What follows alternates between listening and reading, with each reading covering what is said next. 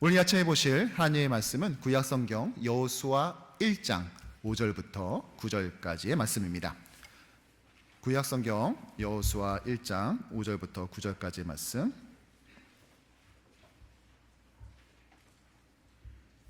같이 보도록 하겠습니다. 여호수아 1장 5절부터 9절을 교독합니다. 제가 먼저 읽겠습니다.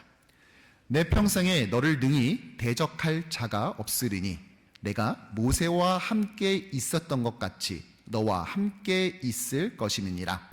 내가 너를 떠나지 아니하며 버리지 아니하리니 강하고 담대하라. 너는 내가 그들의 조상에게 맹세하여 그들에게 주리라 한 땅을 이 백성에게 차지하게 하리라. 오직 강하고 극히 담대하여 나의 종 모세가 내게 명령한 그 율법을 다 지켜 행하고 우로나 좌로나 치우치지 말라. 그리하면 어디로 가든지 형통하리니 이 율법책을 내 입에서 떠나지 말게 하며 주야로 그것을 묵상하여 그 안에 기록된 대로 다 지켜 행하라. 그리하면 내 길이 평탄하게 될 것이며 내가 형통을 함께 읽겠습니다. 내가 내게 명령한 것이 아니냐. 강하고 담대하라. 두려워하지 말며 놀라지 말라.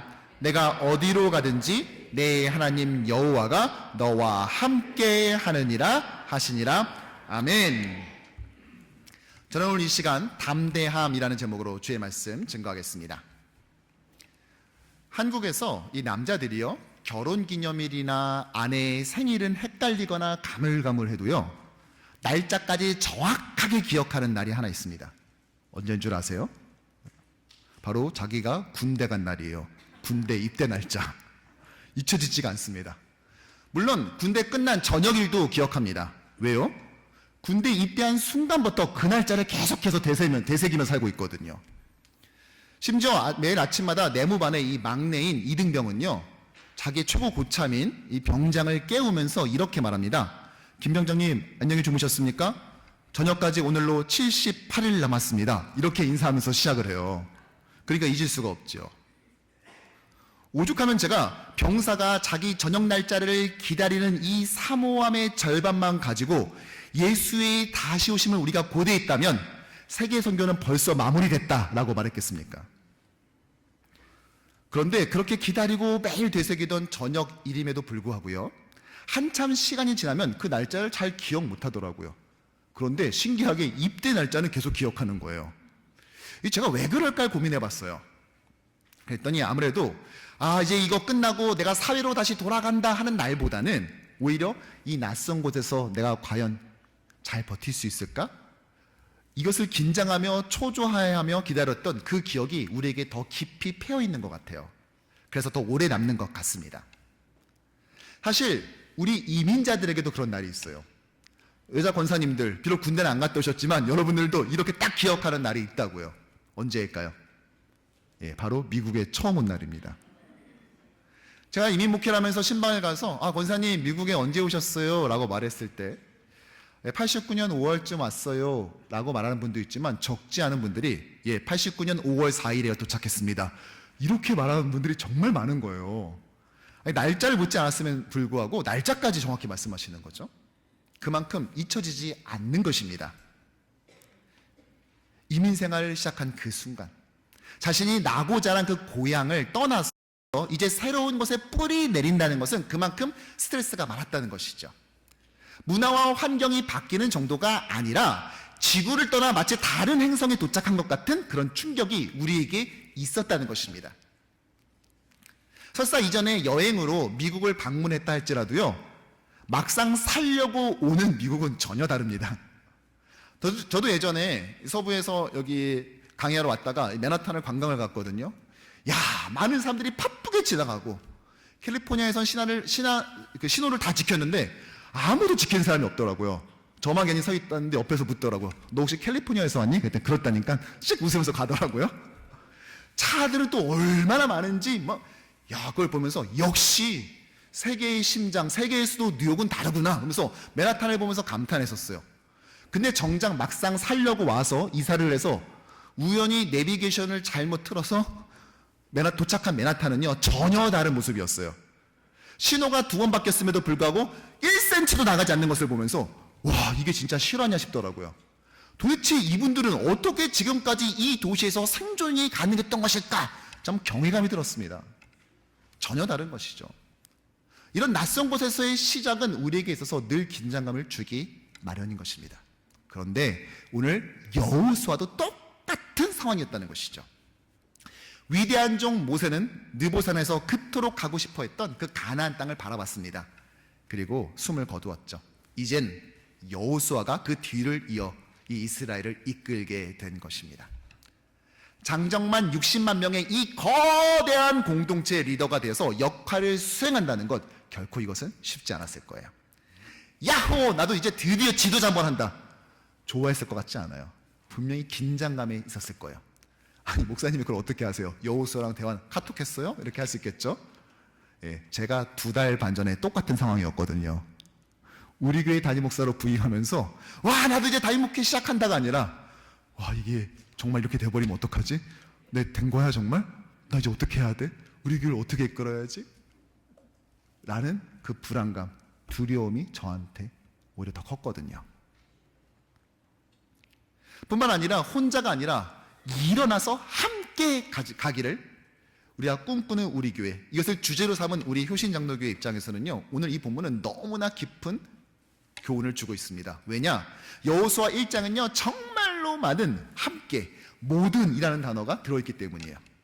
2절에 모든 백성, 3절에 닿는 곳은 어디든지 모두, 4절에 모든 땅, 5절에 내 모든 인생, 즉 내 평생에, 7절에 모든 율법, 또 8절에 율법에 쓰여진 모든 것, 14절에 모든 용사, 16절과 18절에 우리에게 명명한 뭐든지, 16절에 어디로 보내든지, 즉 모든 곳에서, 17절에 모두 복종했던 것 같이, 정말 이 한 장 안에 모두가 담겨 있는 모습이에요.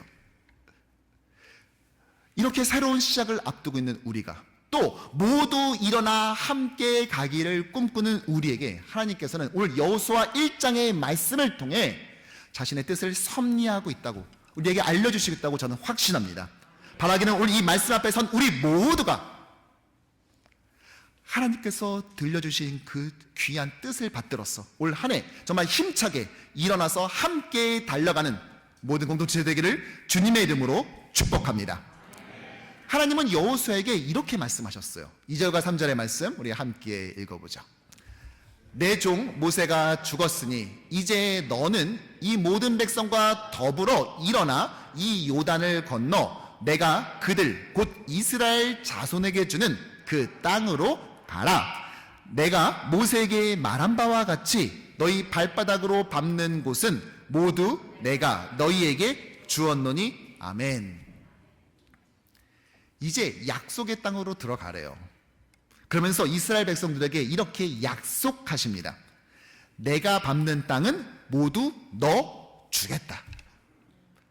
제가 개인적으로 여호수아서에서 가장 좋아하는 말씀입니다.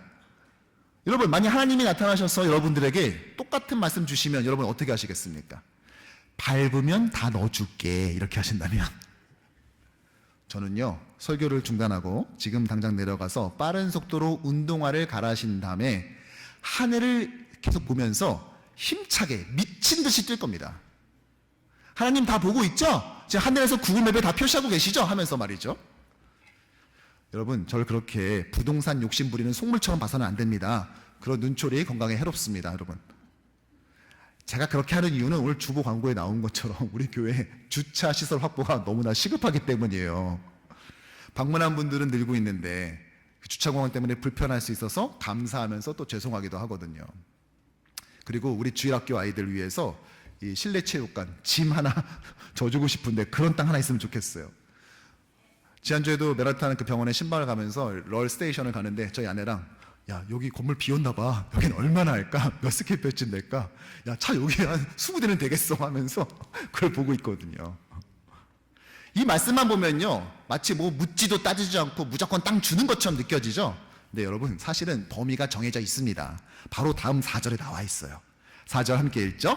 곧 광야와 이 레바논에서부터 큰 강 유브라덴 가강까지 헷 족속의 온 땅과 또 해지는 쪽 대까지 너희의 영토가 되리라. 그러니까 레바논부터 유브라데 강까지, 유프라테스 강이죠. 또 헷 족속 지역부터 지중해까지입니다. 이 지역은 과거 하나님께서 아브라함에게 약속하신 땅이죠. 그러니까 무조건 네가 달리면은 프랑스 땅도 주고 인도 땅도 주고 이게 아니라 아브라함한테 약속했던 그 언약의 땅을 주겠다라는 말씀인 것입니다. 문제는 이 땅이 빈 땅이 아니라는 거예요. 거기에는 소위 가나안 7 족속이 이미 거주했습니다. 특히 그 중에서 헤브론에 살던 아낙 자손들은요, 거인들이었어요. 오죽했으면은 이스라엘 정탐꾼들이 그들을 보고 나서 이렇게 보고했겠습니까? 거기서 네피림 후손인 아낙 자손의 거인들을 보았나니 우리는 스스로 보기에도 메뚜기 같으니 그들이 보기에도 그와 같았을 것이니라. 아마 부정적인 내용을 담고 있으면서 이렇게까지 유명한 말씀 없을 겁니다. 여러분, 이 메뚜기란 말을 듣고 난 다음에 유재석을 떠올리면 안 됩니다. 이 곤충을 떠올리셔야 돼요. 그들을 보고 와선 우린 메뚜기와 같다. 스스로 인간의 지위를 포기하고요, 친히 내려오셔서 곤충과 동기화를 이루고 있습니다. 여러분, 이거는 성육신도 아니고 뭐 성충신 뭐 이래야 됩니까 이거? 이런 보고를 할 만큼 그들은 막강한 거인족이었어요. 이런 외부적인 문제가 있었습니다. 뿐만 아니라 내부적인 문제도 만만치 않았습니다. 모세에게 틈만 나면 대들고 원망했잖아요. 그런데 그 후계자라고 고분고분 따를 리가 만무했겠죠. 물론 출애굽 2세대는 이전보다는 좀 성장한 모습을 보이긴 했지만 이런 위험 요소는 늘 잠재하고 있었습니다. 사람이란 게 아무리 착하더라도요, 피곤하고 지치면요 원망하기 마련이잖아요. 정말 첩첩산중이었습니다. 그래서 그런지 하나님은 여호수에게 이렇게 약속을 주세요. 5절에 보면 내가 모세와 함께 있었던 것 같이 너와 함께 있을 것이다. 너와 함께 있겠다. 오늘 본문의 시작인 5절에 이렇게 말하죠. 그리고 한 번 더 합니다. 마지막 끝에 9절에서도 또 말해요. 내가 어디로 가든지 하나님 여호와가 너와 함께 하겠다. 그러니까 오늘 본문은요, 내가 너와 함께 한다는 말을 시작과 끝에 둘러싸고 있는 구조를 취하고 있습니다. 그런데 이렇게 약속만 한 것이 아니라 그 안에 3가지 명령도 심어 놓으셨어요. 약속 안에 3가지 명령을 심어 놓은 것이죠. 무슨 명령이냐? 바로 6절입니다. 우리 함께 읽죠. 강하고 담대하라. 너는 내가 그들의 조상에게 맹세하여 그들에게 주리라 한 땅에 이 백성에게 차지하게 하리라. 무엇이라고요? 강하고 담대하라. 그리고 바로 그 다음 절에 또 반복합니다. 근데 이번에는 그냥 반복하지 않고 강조해요. 어떻게 해요? 오직 강하고 극히 담대하라 이렇게 말해요. 횟수도요 총 3번을 반복합니다. 여러분, 하나님은 왜 이렇게 3번이나 이 짧은 본문에 강하고 담대하라 말했을까요? 그렇게 명명했을까요? 우리는 흔히 이렇게 생각을 하죠. 가나안 땅에 7 족속이 살고 있으니까, 특히 아낙 자손들은 막 키가 엄청 큰 이 거인들이니까 겁먹지 말라고, 쫄지 말라고 이렇게 말씀했구나, 우리가 이렇게 미루어 짐작합니다. 그래서 오늘 말씀이 제법 꽤 인기가 좋아요. 많은 사람들이 이 말씀 좋아합니다. 또 적용도 해요. 이런 식이죠. 여러분, 지금 내 인생의 아낙 자손은 누구입니까? 우리를 기죽이고 주눅들게 하는 것은 그런 문제는 무엇입니까? 하나님께서 강하고 담대하라 말씀하지 않습니까? 우리 그 하나님 믿고 함께 전진합시다. 그러면 성도들은 다 아멘 해요. 아낙 자손을 인생의 어려움, 위기와 동일시하는 것이죠. 여러분, 그런데 정말 그럴까요? 우리가 강하고 담대될 대상이 아낙 자손 맞습니까? 오늘 본문을 가만히 쳐다보고 있으면요, 아낙 자손이라는 말 자체가 나오지 않아요. 아니, 가나안 7 족속이나 그 땅에 거주하는 거주민 얘기는 여호수아 1장 자체에 등장하지를 않습니다. 그러니까 우리는 지금까지요, 본문에 나오지도 않는 아낙 자손을 아무렇지도 않게 소환해내고는 그것을 삶에 적용하고 은혜까지 받고 있는 거예요. 사실 아낙 자손이 나올 법한 그 자리, 그 자리를 대체하고 있는 리플레이스먼트는 무엇입니까? 강하고 담대될 대상이 누구냐고요. 7절에 이렇게 말하고 있죠. 오직 강하고 극히 담대하여 나의 종 모세가 내게 명령한 그 율법을 다 지켜 행하라. 뭐라고요? 그 율법, 하나님의 말씀입니다. 그것을 다 지켜 행하는데 오직 강하고 극히 담대하라 말하고 있는 것입니다. 7절만이 아니에요. 6절에도 보면 강하고 담대하라 라고 한 다음에 그 뒤에 무슨 말씀이 나오냐? 내가 준다고 약속한 땅을 차지하라. 이게 누구 말이에요? 하나님 말. 그러니까 하나님 말을 지키는데 강하고 담대하라 라고 말하는 것입니다. 9절에서도요, 내가 너에게 명령한 것이 아니야, 말한 것이 아니냐 라고 하면서 강하고 담대하라 라고 끝을 맺어요. 따라서 강하고 담대함 뒤에는 모두 다 하나같이 하나님의 말씀이 자리 잡고 있습니다. 무슨 말이죠? 우리가 담대될 대상은 아낙 자손이 아니라 말씀대로 순종하려는 우리의 자세, 의지였던 것입니다. 사실 이게 아낙 자손 입장에서는 좀 당황스러울 수가 있어요. 지금 전쟁은요, 키가 큰 게 별로 그렇게 중요한 문제가 아니에요. 오히려 크면은요, 총알 맞기 더 쉬워요. 면적이 더 크니까, 그렇죠? 지금은 저 1km 뒤에서 저기 보면서 조준해서 스나이퍼가 쏴서 죽이잖아요. 또는 지금 러시아와 우크라이나 전쟁하는 거 보세요. 미사일 날라다니고 하지 않습니까? 그런데 고대 전쟁은 그게 아니죠. 서로 맞닥뜨리는 전쟁이에요. 그리고 아직 철기 시대에 오지 않았습니다. 청동기 시대예요. 그럼 여러분들이 생각하는 것처럼 막 칼을 들고 싸우더라도 막 칼을 막 대면은 막 신체 일부가 막 절단되거나 막 크게 막 피부가 상하거나 이걸 생각하시겠지만 청동기 칼이라니까요. 그러면 이게 말이 좋아 칼이지만 이게 찔러 죽이는 건지 때려 죽이는 건지가 좀 경계가 애매한 그런 부분 존재하는 그런 무기를 가지고 싸우던 당시예요. 그럼 이때 가장 중요한 건 뭐죠? 그렇죠. 팔이 얼마나 기냐, 키가 얼마나 크냐이죠. 내 칼은 아직 안 닿았는데, 아직 한참 가야 되는데 저 사람은 팔이 길어서 이미 날 찌르고 있어요. 그러면 못 싸우지 않습니까? 그러니까 이 피지컬은 되게 중요한 그 당시예요. 그런데 거인족이라고요. 정말 담대될 대상은요, 그럼에도 불구하고 이 엄청난 피지컬을 가진 아낙 자손이 아니라는 겁니다. 놀랍게도 여호수아 1장은요, 강하고 담대될 이 대상에 아낙 자손을 등장시키지 않아요. 한마디로 완전히 삭제되어 있습니다. 마치 존재하지 않는 것처럼. 저는 이 1장을 보다 보면요, 아낙 자손의 음성이 들리는 것 같아요.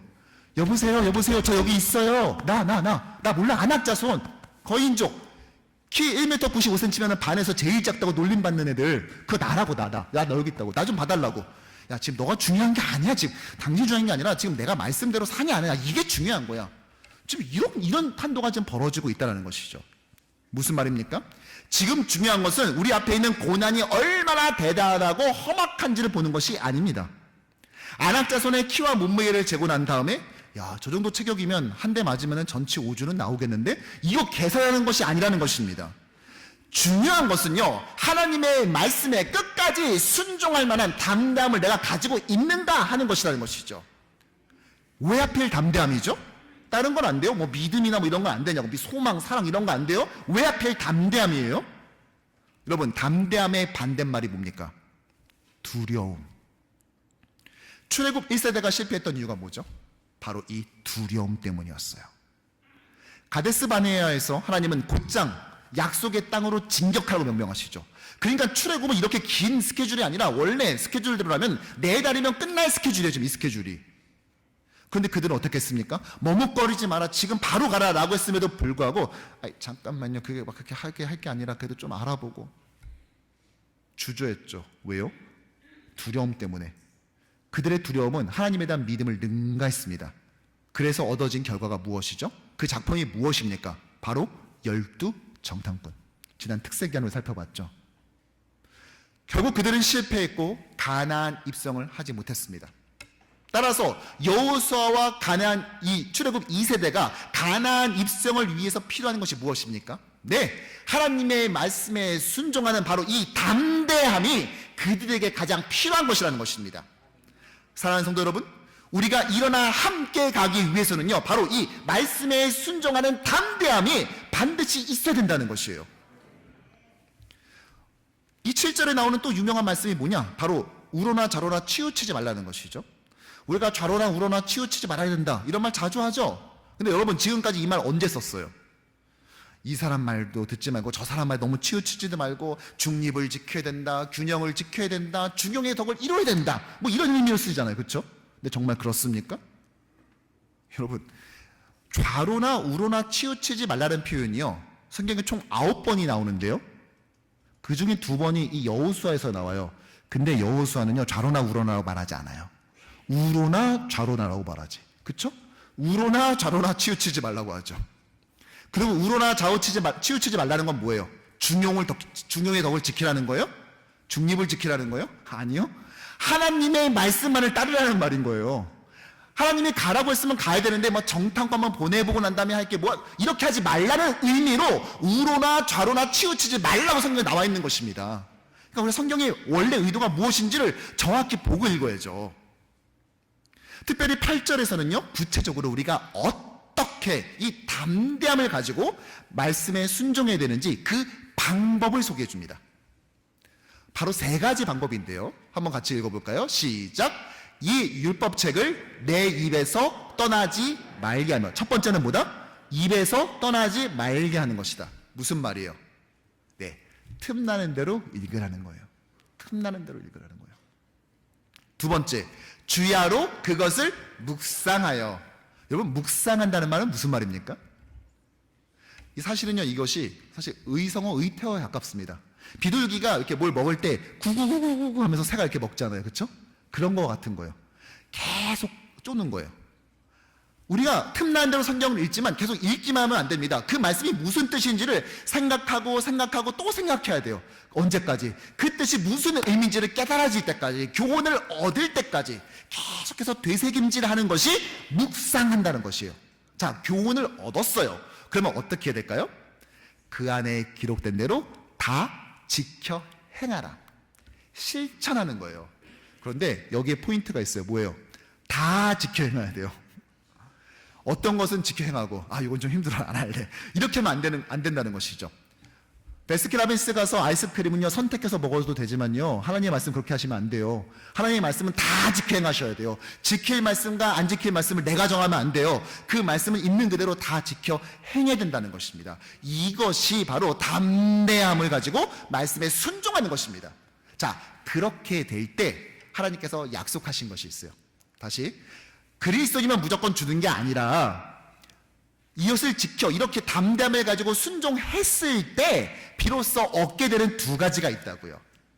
자, 무엇입니까? 내 길이 평탄하게 되는 거예요. 두 번째, 내가 형통하게 된대요. D.L. 무디는 이렇게 말했습니다.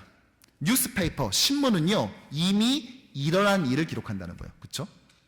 근데 성경은 뉴스북이라는 거예요. 소식책 뭐 이런 거라는 거죠. 무슨 말입니까? 성경은요, 앞으로 벌어질 뉴스를 우리에게 소개해 준다는 것이죠.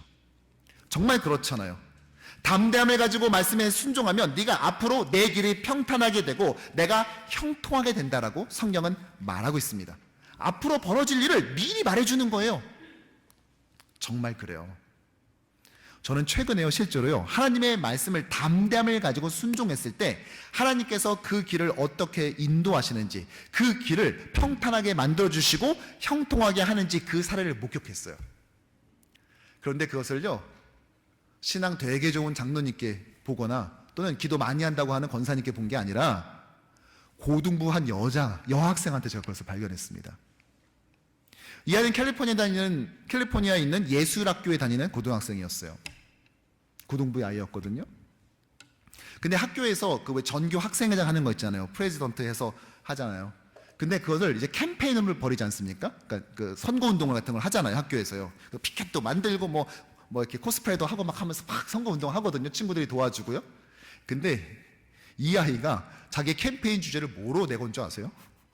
성경을 따라가는 학생이. 성경을 따라가는 학생에. 지금 미션 스쿨 아닙니다. 이거 예술학교예요. 여러분, 우리가 이게 가장 리버럴한 주, 뉴욕도 뭐 리버럴한 주로 분류되지만 캘리포니아도 만만치 않거든요.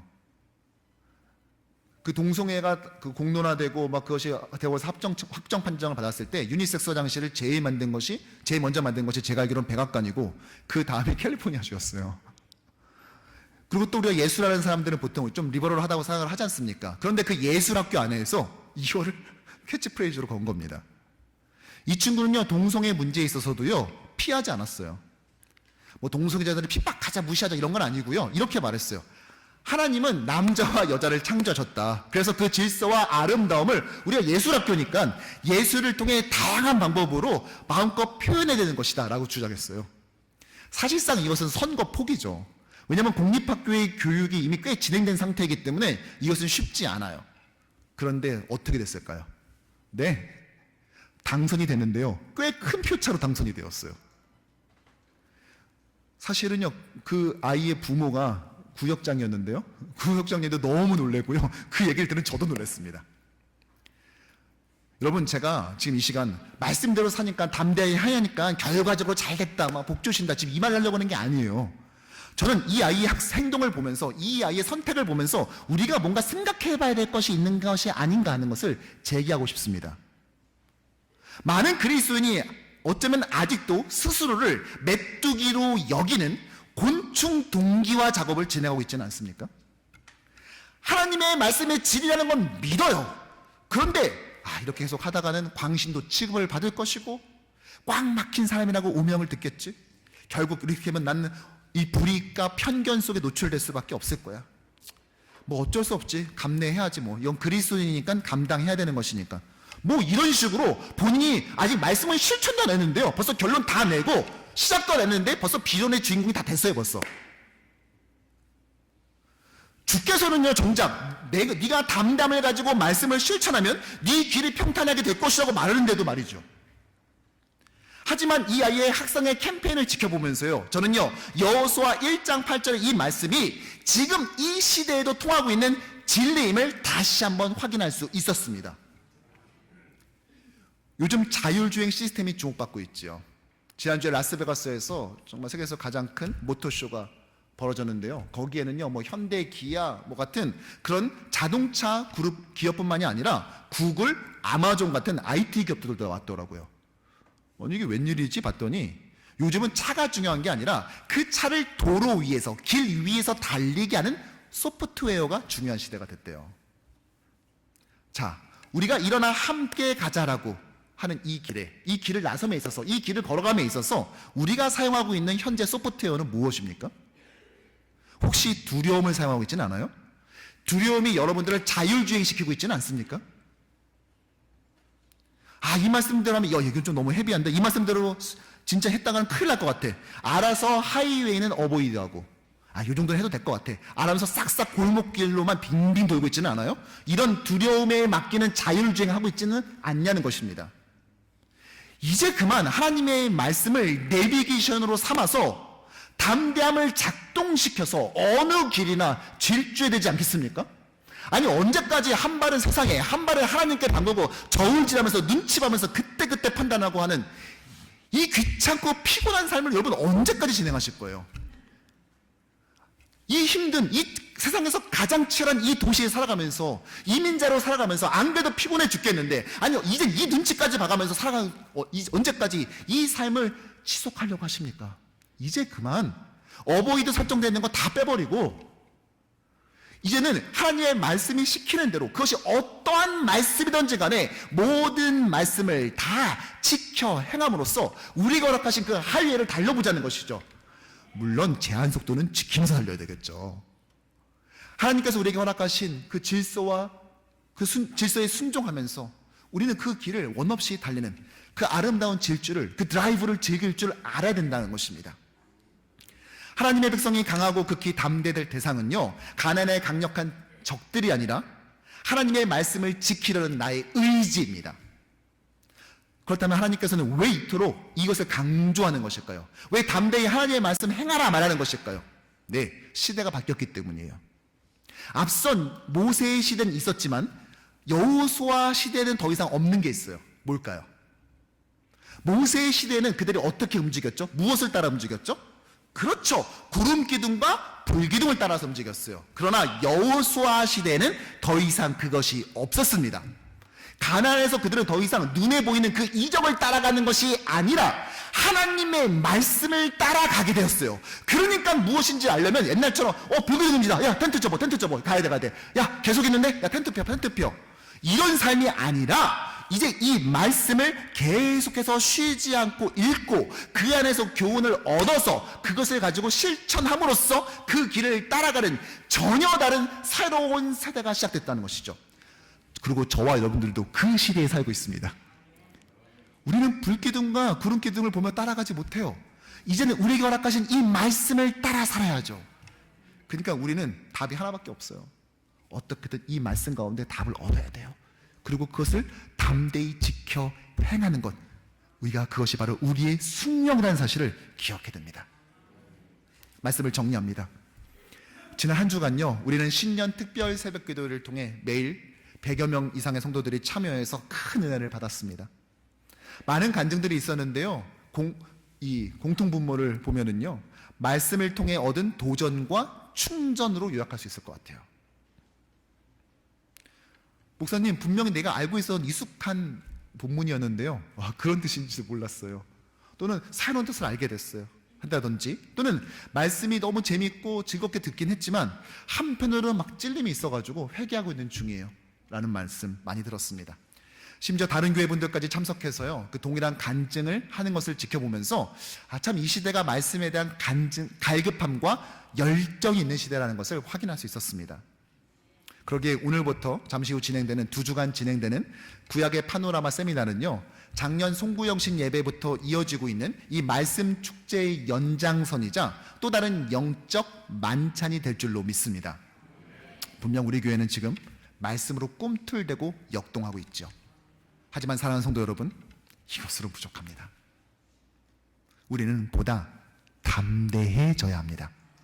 왜냐하면 말씀대로 살지 못하는 가장 큰 이유가 말씀에 순종했을 때 벌어질 것으로 예상되는 두려움 때문인 것입니다.